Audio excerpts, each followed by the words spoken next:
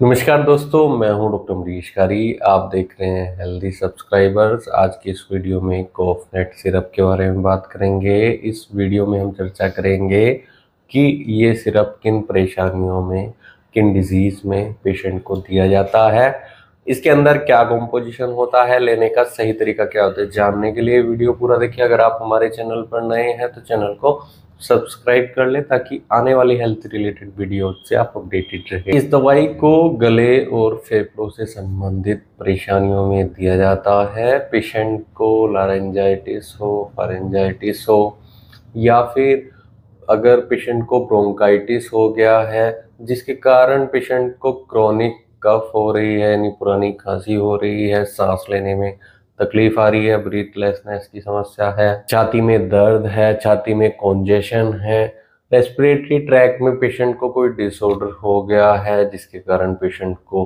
सांस लेने में तो तकलीफ आती है, पेशेंट को साथ में कोल्ड एंड कफ की समस्या है, आवाज कई बार पेशेंट की बैठ जाती है, पेशेंट की छाती में बलगम के कारण गड़गड़ाहट होती है, पेशेंट की मुंह का टेस्ट चला गया है, पेशेंट की स्मेल चली गई है, loss of smell, loss of taste के इन सिम्टम्स में पेशेंट को ये दवाई दी जाती है, ये कफ सिरप दिया जाता है। खांसी के इन परेशानियों में पेशेंट को ये दवाई देने से बहुत अच्छे रिजल्ट्स इसके मिलते हैं। बच्चों में खांसी हो, अडल्ट्स में खांसी हो, सांस लेने में तकलीफ आ रही हो, नाक बंद हो गया है, गले में दर्द है, छाती में दर्द है, भारीपन है, तब ये दवाई बहुत अच्छे रिजल्ट देती है क्योंकि इसमें डाली गई है ब्रीथलेसनेस, लंग्स डिसऑर्डर्स के लिए कुछ होम्योपैथी दवाइयाँ जैसे जस्टिसिया बहुत अच्छी मेडिसिन रहती है। फेफड़ों से संबंधित रोगों में खासतौर पर दी जाती है। ब्रायोनिया इसमें डाली गई है। सूखी खांसी में पेशेंट को ये दवाई देने से काफ़ी मदद मिलती है। खांसी को रोकने में दवाई मदद करती है।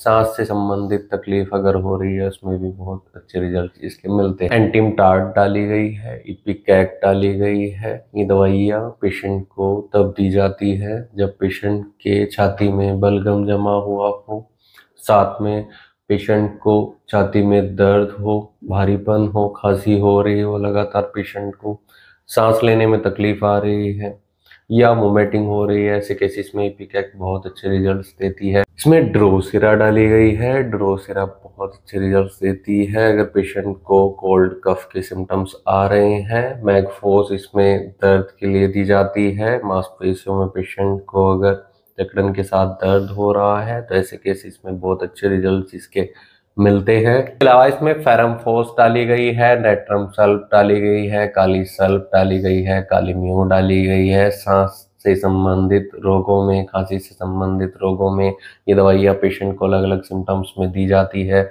जैसे कुछ पेशेंट को लेटते हुए खांसी अगर हो रही है, कुछ को सुबह के समय खांसी हो रही है, खाने के बाद तकलीफ पड़ती है, ऐसे ऐसे सिम्टम्स में दवाइयाँ दी जाती है।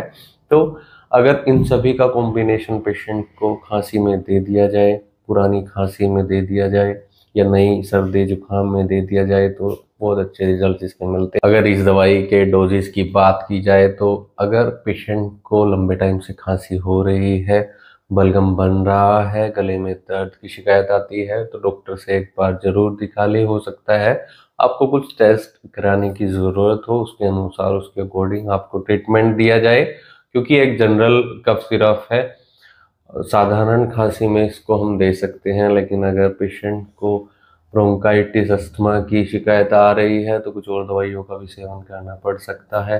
इसके लिए डॉक्टर से मिले नहीं तो दिए गए व्हाट्सएप नंबर पर हमसे संपर्क कर इलाज या सलाह ले सकते हैं जो इसकी कॉमन डोज होती है। अडल्ट्स में एक एक चम्मच, बड़ी चम्मच दिन में 3 से 4 बार दी जाती है और बच्चों में छोटी चम्मच खाने से पहले थोड़े गर्म पानी के साथ दे सकते हैं, लेकिन डॉक्टर से कंसल्ट जरूर कर लें। वीडियो देखने के लिए धन्यवाद। चैनल को सब्सक्राइब करें और कमेंट सेक्शन में जरूर बताएं कि हमारी वीडियोस आपको कैसी लगती है। Thank you.